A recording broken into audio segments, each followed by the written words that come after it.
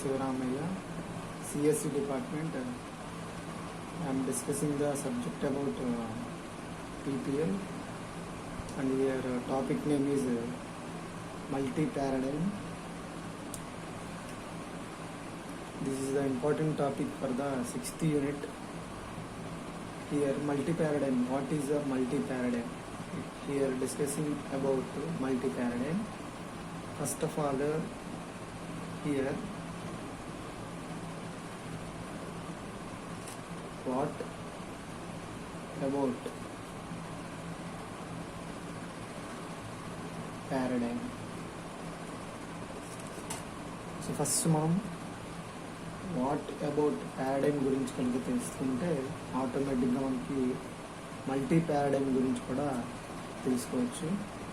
So ఇక్కడ first paradigm అంటే ఏంటి?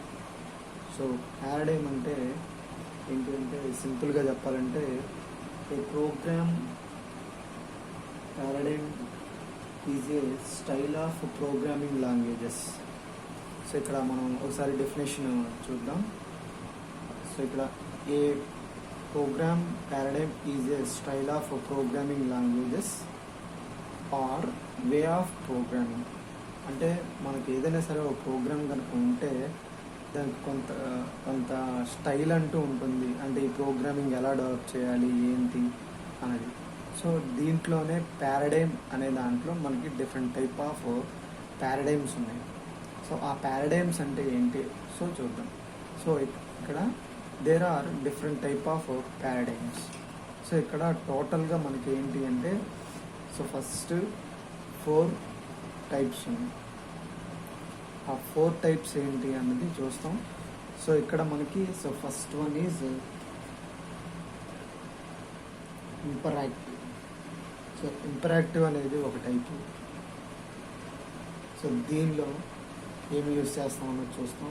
Second one is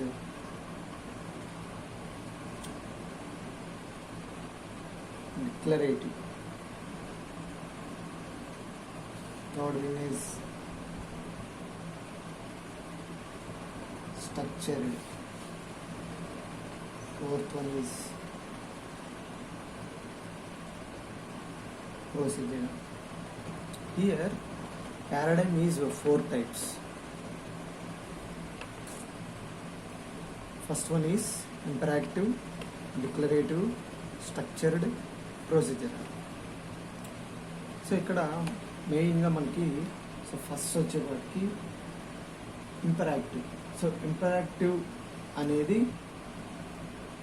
one of the paradigm. So ఇది ఒక పారాడైమ్, కానీ ఈ పారాడైమ్ అనేది ఒక ప్రోగ్రామింగ్. సో ఈ ఇంపరాక్టివ్ ప్రోగ్రామింగ్స్ అనేవి 1970s ఆర్ 1980sలో మనం ఎక్కువగా యూజ్ చేసేవాళ్ళం. సో వాటిల్లో మనం ఏంటంటే కమాండింగ్ ప్రాంప్ట్లో యూజ్ చేస్తాం. సో కమాండింగ్ ప్రాంప్ట్ అంటే ఏంటి అంటే సో మనం 90s కానీ 70sలో కానీ మనకి ఏంటంటే సో విండోస్ లాగా వచ్చి సో ఆ విండోస్లో ఏంటంటే cd ... అంటే చేంజ్ డైరెక్టరీ. సో డైరెక్టరీని క్రియేట్ చేయాలంటే ఎలా క్రియేట్ చేయాలి, డైరెక్టరీకి పర్మిషన్స్ ఎలా ఇస్తాము, సో ఫైల్ని ఎలా క్రియేట్ చేయాలి. సో ఇవన్నీ సో వీటిలన్నిటిని మనం ఏమంటామంటే కమాండ్స్ ప్రాంప్ట్ అంటాం.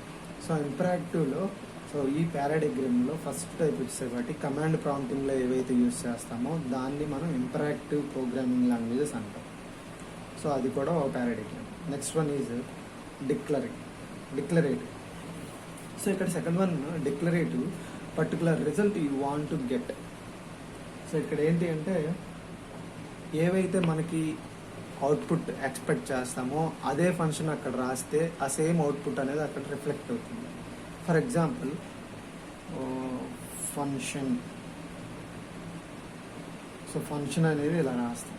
For example add. So add అంటే సో ఫైనల్గా మనకి గెట్ రిజల్ట్ అనేది ఎడిషన్ అవుతుంది. అంటే A+B అనేది ఏమవుతుంది ఇక్కడ, సో సమ్ అవుతుంది. అంటే అది డిక్లరేషన్. అంటే నేను యాడ్ అనే దాన్ని డిక్లరేటివ్ చేశాను, నేను గెట్ ద రిజల్ట్ యాడ్ అనే దానికి రిజల్ట్ గెట్టింగ్ చేశాను. సో ఫస్ట్ మనకి వచ్చింది ఏంటంటే కమాండ్ ప్రాంప్టింగ్లో వచ్చేసి కమాండ్స్తో మనం ఆపరేషన్స్ చేస్తాం. నెక్స్ట్ డిక్లరేటివ్లో particular result you want to get. అంటే మనం ఏదైతే రిజల్ట్ని గెట్ ఇన్ చేయాలనుకుంటున్నామో ఆ ఫంక్షన్ నేమ్స్ కాల్ చేస్తాం. సో యాడ్ అయితే యాడ్ అని, సబ్ట్రాక్షన్ అయితే సబ్ట్రాక్షన్ అని, స్క్వేర్ రూట్ అయితే స్క్వేర్ రూట్ అని, like this. So next one is structured programming, structured paradigm. So ఇక్కడ స్ట్రక్చర్డ్ పారాడైమ్ అంటే ఏంటంటే high level of programming languages. So high level means మనకు already high level programming languages అంటే తెలుసు. అవి ఏంటికంటే C కానీ C# కానీ మనకి so high level programming languages అంటే వీటిని అంటే సో స్టెప్ బై స్టెప్ పారాడిగ్రామ్ అనేది ఇంక్రీజ్ అవుతూ వచ్చింది. సో స్ట్రక్చర్డ్ ప్రోగ్రామింగ్ లాంగ్వేజ్లో సో సి అనేది so structural programming language, this is the one type of the paradigm. So దీన్ని హై లెవెల్ ప్రోగ్రామింగ్ లాంగ్వేజెస్ అని కూడా అంటాం. So next one is fourth one, this is the last one, that is called procedural. Procedural means multi paradigm of different languages. So ఇక్కడ procedural అనే పాటికి మనకేంటంటే different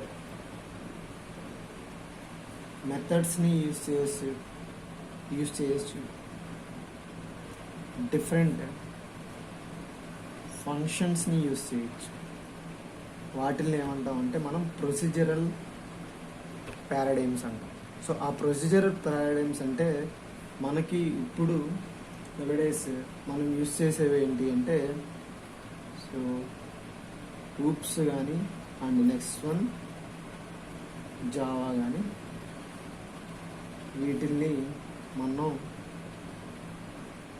ఏమంటామంటే so procedure.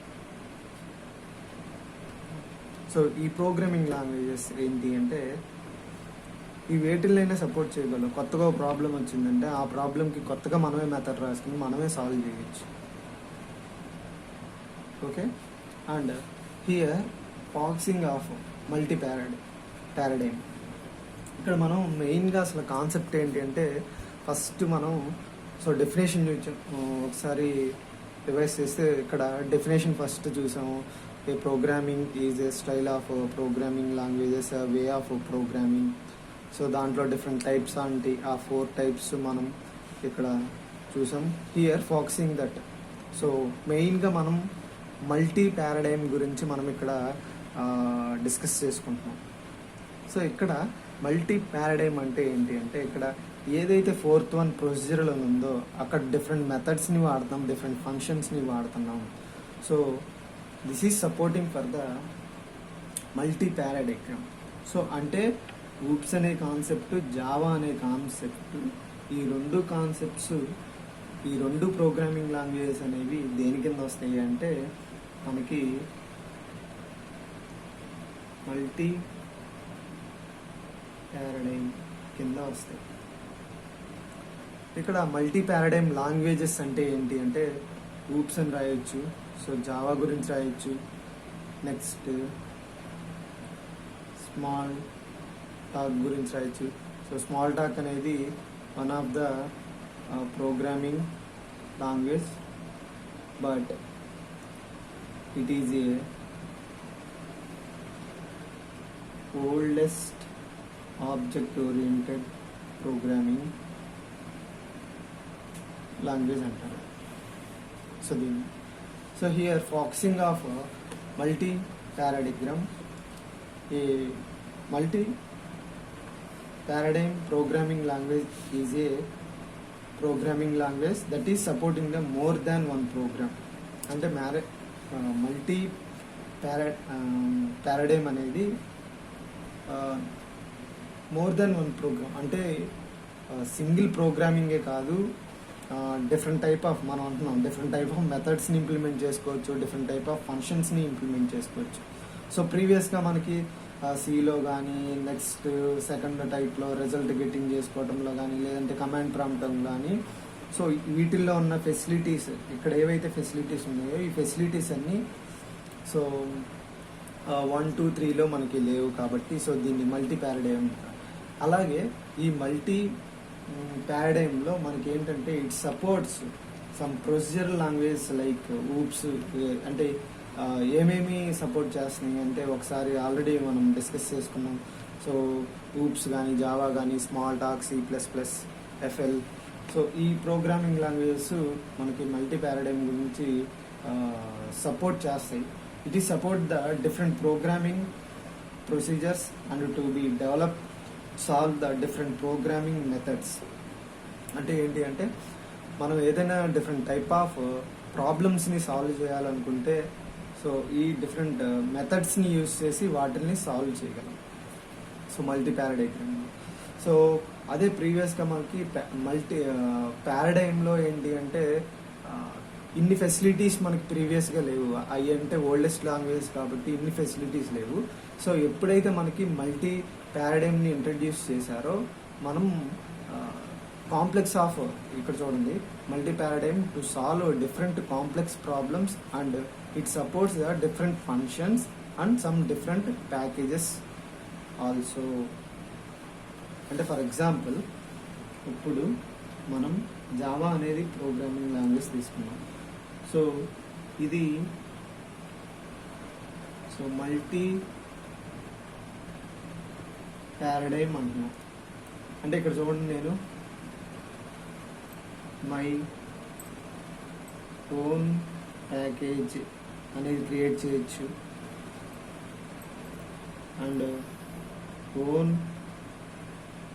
Methods create చేయొచ్చు, own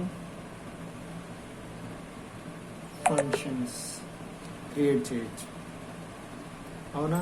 అంటే ఇక్కడ టోటల్గా ఏంటి అంటే సో యూజర్ రిక్వైర్మెంట్ బట్టి మనం ప్రోగ్రామింగ్ అనేది డిజైన్ చేసుకోవచ్చు. సో అందుకని నేను జావా అనేది మల్టీ పారాడైమ్.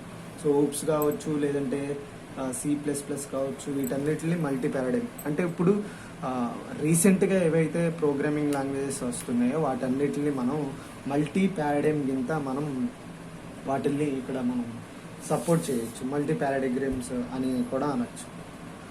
దీని అంటే ఫైనల్గా మల్టీ పారాడిగ్రామ్ అనే దానికి మనం కంక్లూడ్ చేసే లెక్క అయితే మనకి సో X అనేవాడు సంథింగ్ ఒక హీరో, సో Y అనేవాడు కూడా ఒక హీరో. ఓకే, సో ఈ రెండింటికి ఒక రియల్ టైమ్ ఎగ్జాంపుల్తో నేను ఈ టాపిక్ని కంక్లూడ్ చేస్తాను. సో ఇక్కడ X అనేవాడు ఏంటి అంటే వాడికి కొన్ని స్కిల్సే వచ్చు. వాడి స్కిల్స్ ఏంటి అంటే సమ్ డ్యాన్స్. సో డ్యాన్స్ ఒకటే వీడికి వచ్చు. నెక్స్ట్ సో యాక్టింగ్ అనేది రాదు. నెక్స్ట్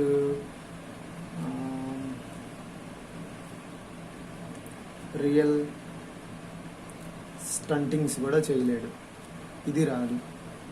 సో ఇక్కడ మనం 3 క్వాలిటీస్ని చెక్ చేసుకున్నాం. ఏంటిది? Dance, acting, real stunt.